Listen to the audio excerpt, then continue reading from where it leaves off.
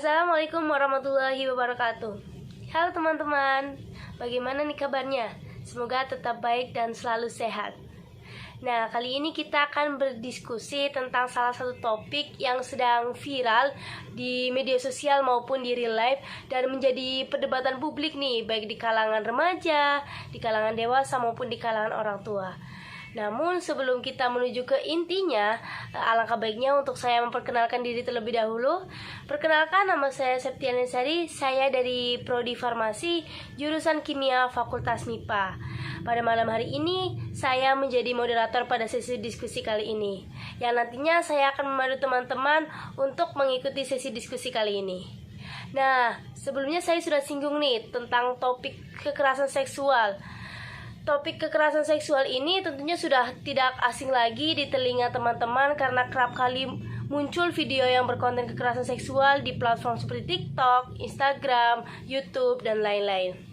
Untuk kekerasan seksual sendiri memiliki pengertian setiap perbuatan merendahkan, menghina, melecehkan, atau menyerang tubuh atau fungsi reproduksi seseorang karena ketimpangan relasi kuasa atau gender yang berakibat atau dapat berakibat penderitaan psikis atau fisik, termasuk yang mengganggu kesehatan reproduksi seseorang dan hilang kesempatan melaksanakan pendidikan dengan aman dan optimal.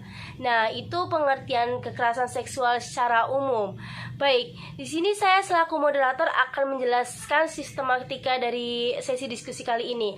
Nantinya akan saya tayangkan 4 video dan masing-masing video akan ditanggapi akan diberi opini oleh maksimal 5 orang pengopini, dan setiap seorang pengopini diberi waktu maksimal 2 menit. Untuk pengopini yang ingin memberikan opininya kurang dari 2 menit, tetap saya persilahkan.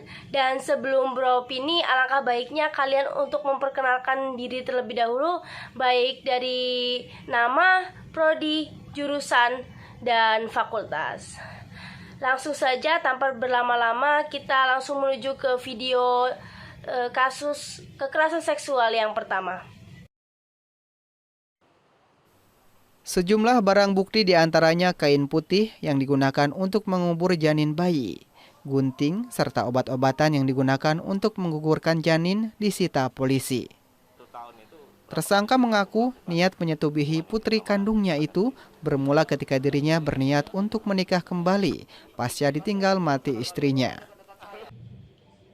Oke, itu dia video kasus kekerasan seksual yang pertama, di mana pelaku dari kasus ini merupakan ayah dan korbannya merupakan anak kandungnya sendiri.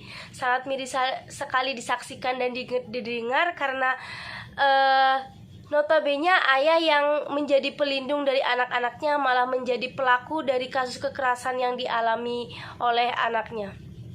Oke, langsung saja saya beri kesempatan kepada maksimal 5 pengopini yang ingin memberikan opininya pada kasus yang pertama ini. Perkenalkan, namaku Makfira Izani Maulani dari Prodi Teknik Sipil Fakultas Teknik Universitas Negeri Semarang. Aku akan beropini pada kasus 1, yaitu kasus pemerkosaan anak kandung perempuan yang dilakukan oleh ayah kandungnya sendiri. Nah, di sini di sisi perempuannya selaku korban kekerasan seksual, hal ini sangat menimbulkan rasa trauma, rasa takut berlebihan tentunya. Apalagi hal ini dilakukan oleh ayah kandungnya sendiri selaku orang terdekatnya. Nah, yang harusnya anak perempuannya itu dilindungi oleh orang tuanya itu sendiri. Sekian opini dari saya.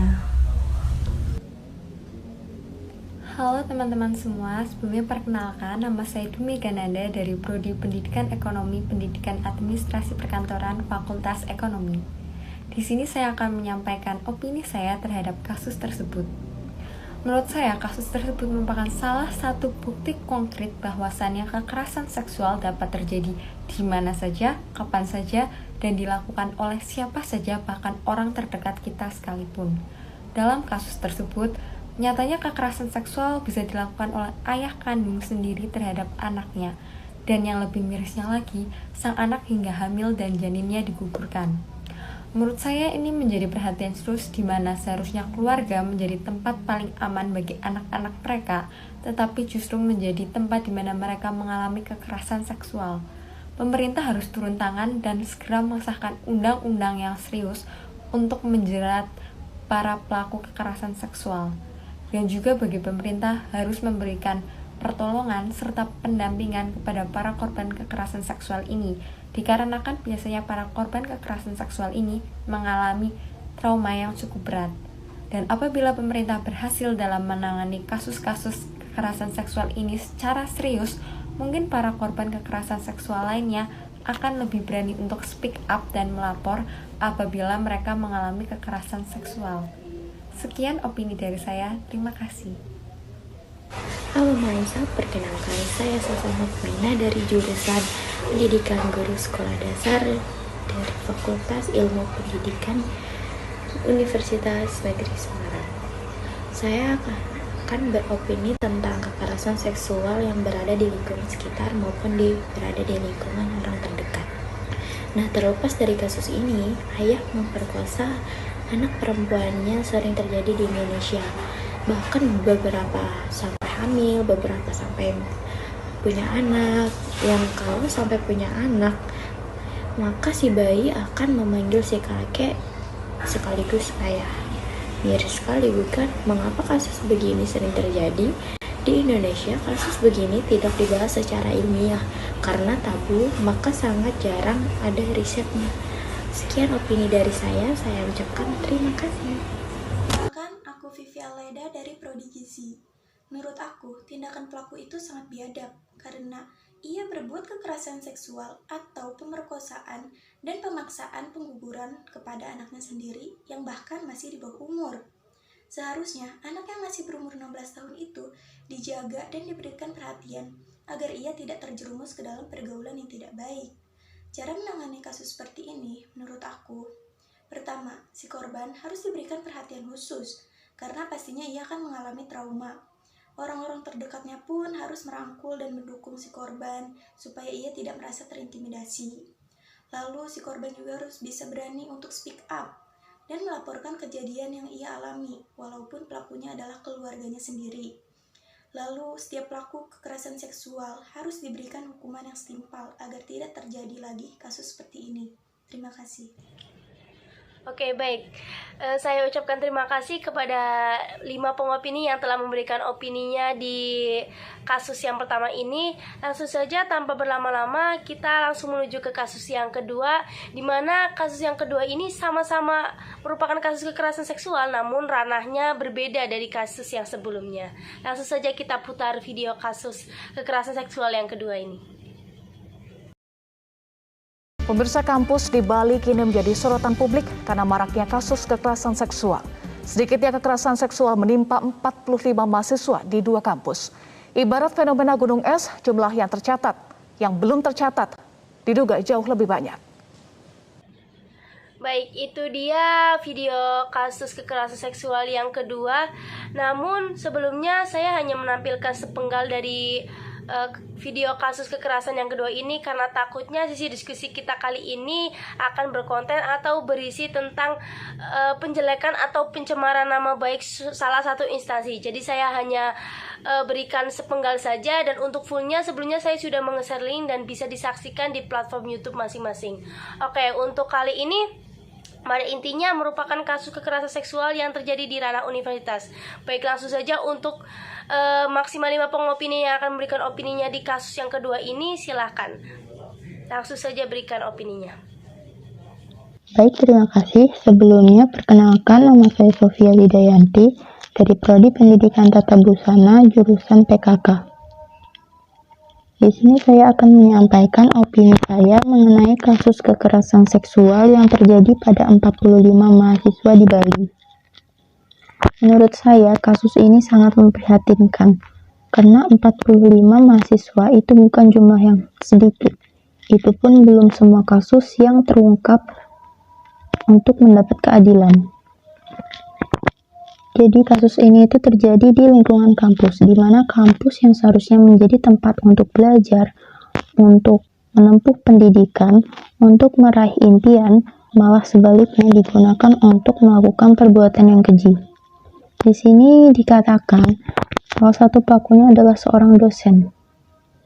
Dosen yang seharusnya membimbing mahasiswanya untuk meraih masa depan, di sini malah sebaliknya, ia sendiri yang merusak masa depan mahasiswa tersebut. Kemudian dari kasus tersebut kita bisa mengambil pelajarannya, yaitu untuk lebih berhati-hati, untuk lebih tegas lagi, dan senantiasa mendekatkan diri kepada Tuhan, meminta perlindungan supaya dijauhkan dari hal-hal buruk seperti pada kasus ini. Baik, terima kasih atas waktu yang diberikan oleh moderator. Hai teman-teman, perkenalkan nama saya Fatul Hairiyah dari jurusan Sosiologi dan Antropologi Fakultas Ilmu Sosial. Di sini saya akan berpendapat mengenai kasus kekerasan seksual yang terjadi di lingkungan universitas. Hal ini sangat disayangkan ya teman-teman, bahwa universitas yang seharusnya bisa menjadi tempat yang nyaman untuk kita belajar, namun pada kenyataannya dalam kasus itu terjadi di lingkungan universitas, yang mana bahkan korbannya tidak sedikit, sampai 45 korban. Itu yang tercatat ya, yang terdata. Belum lagi mungkin ada korban-korban lain yang belum terdata dan belum berani berspeak up seperti itu. Mungkin untuk menanggulangani kekerasan seksual di lingkungan universitas bisa diantisipasi dengan dibentuknya satgas untuk mencegah terjadinya kekerasan seksual di universitas. Mungkin akhir-akhir ini juga sudah banyak universitas yang sudah membentuk satgas-satgas untuk mencegah terjadinya kekerasan seksual. Seperti di UNES juga sudah dibentuk ya teman-teman. Nah, untuk diri kita sendiri, mungkin kita bisa mengantisipasinya agar kita lebih waspada seperti itu. Misal, apalagi kalau kita perempuan, mungkin kita bisa kalau keluar-keluar, apalagi malam-malam itu jangan sendiri. Jadi kita meminta teman seperti itu, meminta bantuan teman seperti itu. Sekian dari saya. Terima kasih. Halo, perkenalkan saya Fadila Elzaida Putri dari Prodi Ilmu Hukum Universitas Negeri Semarang. Izinkan saya beropini terkait masalah tersebut. Jadi, menurut saya, kekerasan seksual tidak boleh terjadi dimanapun, apalagi di lembaga pendidikan. Lembaga pendidikan yang seharusnya berfungsi untuk mencerdaskan para penerus generasi bangsa, tidak boleh dikotori oleh para pelaku kekerasan seksual. Dan saya berpendapat bahwa para pelaku kekerasan seksual, dosen terutama, tidak sepatutnya melakukan hal tersebut, hal miris tersebut. Karena para mahasiswa itu selayaknya harus mendapatkan ilmu yang berkualitas guna masa depan mereka, bukan malah sebagai ajang untuk melampiaskan para nafsu para pelaku kekerasan seksual.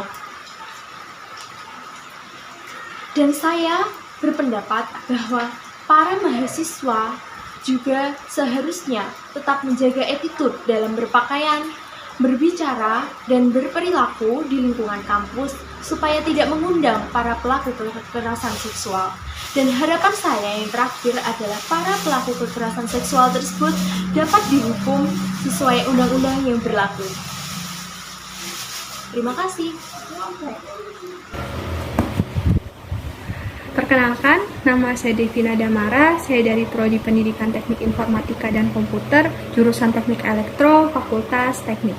Menurut saya, dari kasus tersebut, kita tahu bahwa kasus yang terekspos dan ter-up ke publik itu hanya beberapa aja. Itu pun karena korban yang berani melapor. Banyak kasus lain yang kita nggak tahu yang masih tertutupi, itu karena korban yang tidak berani atau takut untuk melapor. Hal ini terjadi karena banyak faktornya, beberapa di antaranya yaitu karena ketimpangan kekuasaan antara pelaku dan korban. Pelaku yang punya relasi luas bisa mengancam dan menindas korban dengan mudah. Selain itu, budaya victim blaming atau menyalahkan korban, budaya patriarki yang telah mengakar di masyarakat kita pun turut berperan dalam hal ini. Fakta ini sangat miris. Kampus yang seharusnya menjadi tempat yang aman malah menganggap kasus kekerasan seksual merupakan aib baginya dan akan merusak citra baiknya. Tak jarang kasus-kasus ini malah diabaikan dan atau malah berujung dalam penyelesaian secara damai. Pelaku yang enak hidup normal, sedangkan berbanding terbalik, korban hidup dalam ketakutan dan trauma tak berkesudahan. Ini PR besar untuk seluruh kampus di Indonesia. Kampus harus menciptakan tempat yang aman bagi seluruh mahasiswa tanpa memandang gender dari kekerasan seksual. Oke, terima kasih saya ucapkan kepada para pengopini kita yang memberikan opininya pada kasus yang kedua kali ini. Baik, tanpa berlama-lama langsung saja kita menuju ke video kasus kekerasan seksual yang ketiga yang tentunya memiliki ranah atau ruang lingkup yang berbeda dari kasus-kasus sebelumnya. Baik, silakan simak video kasus kekerasan seksual yang ketiga ini.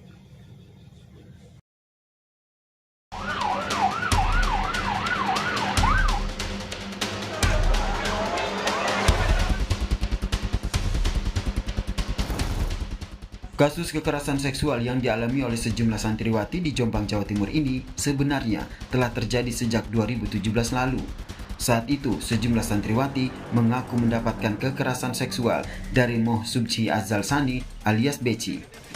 Baik, itu dia video kasus kekerasan kita yang ketiga, di mana pada kasus kekerasan yang ini sangat disayangkan sekali karena terjadi di salah satu instansi keagamaan di Jombang, Jawa Barat.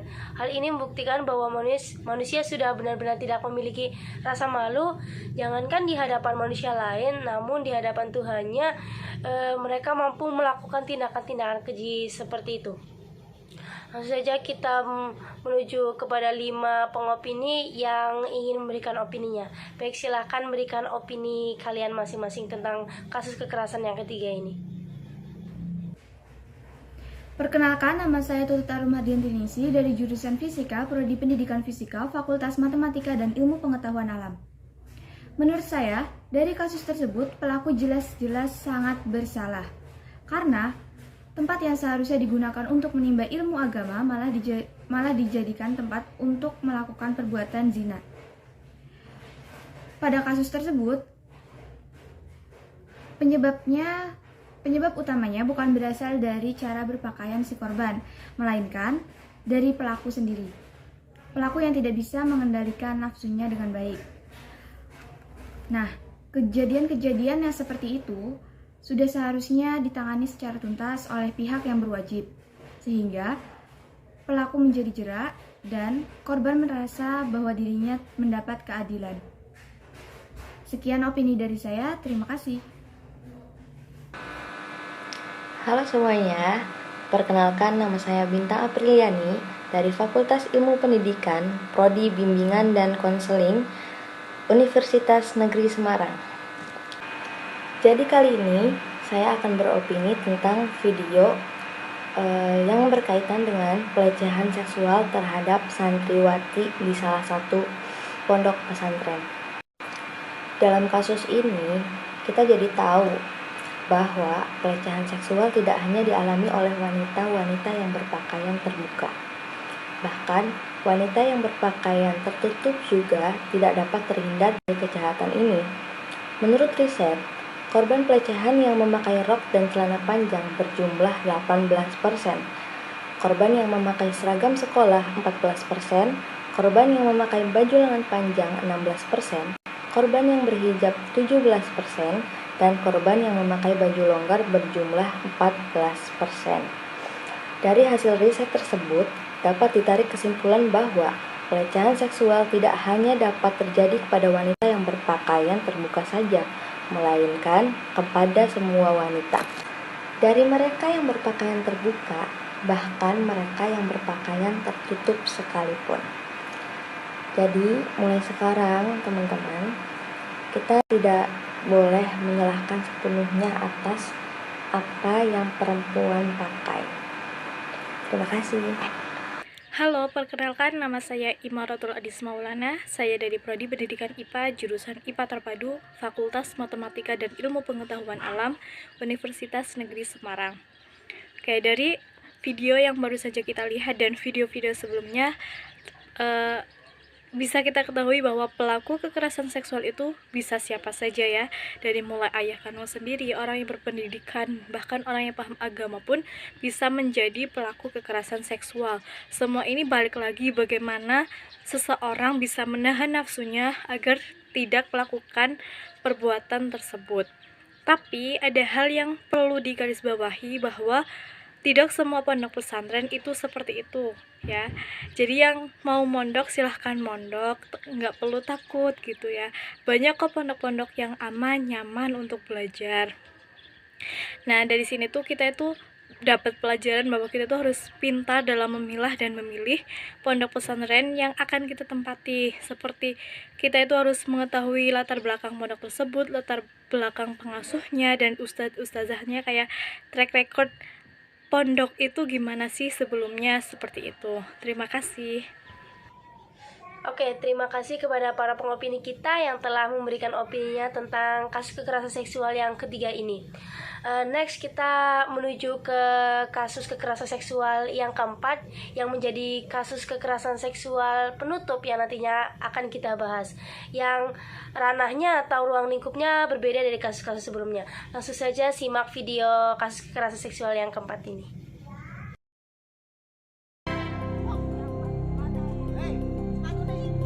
Inilah video penganiayaan seorang anak di bawah umur yang dilakukan teman-temannya di Malang, Jawa Timur.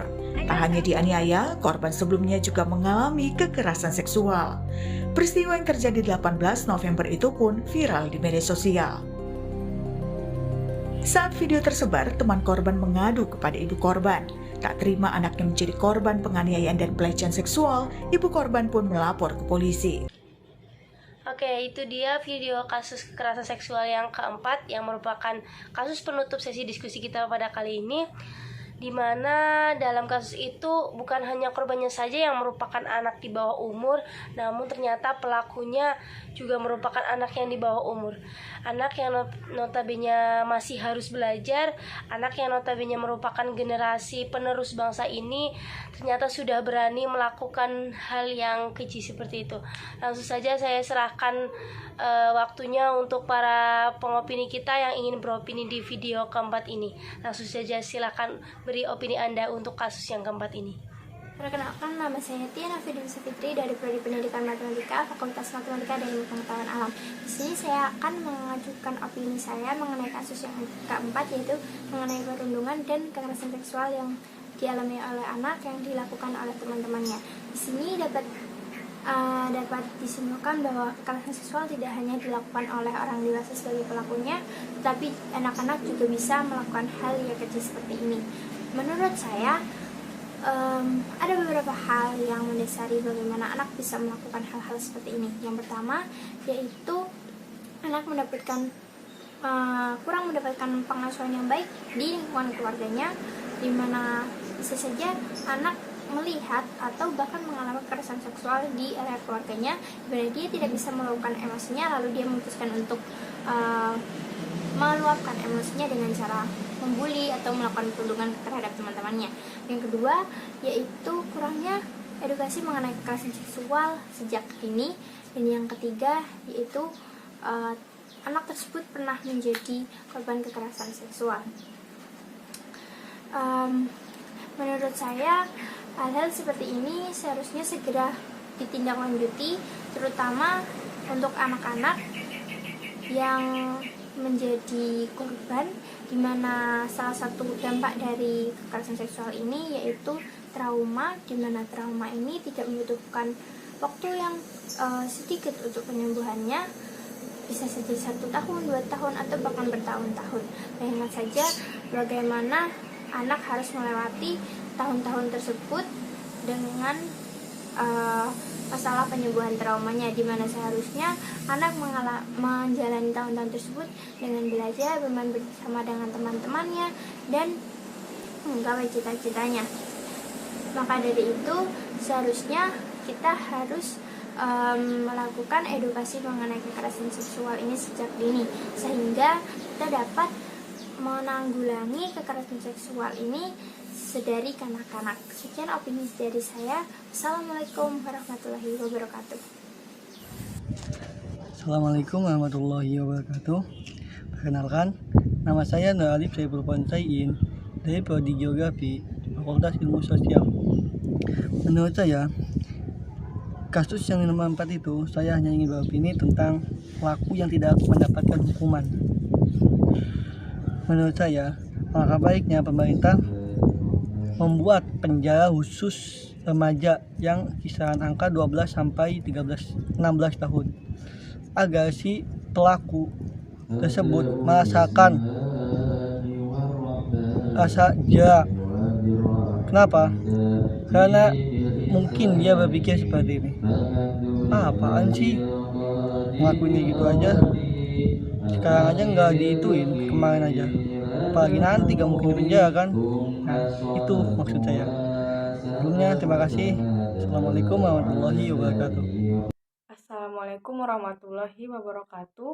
Perkenalkan, namaku Sabrina Febrianti dari Prodi Biologi FMIPA.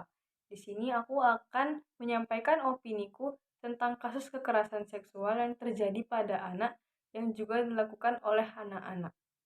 Kekerasan seksual pada anak biasanya dilakukan oleh orang dewasa yang mengerti mengenai hukum seksual, namun nekat melakukannya kepada anak-anak di bawah umur.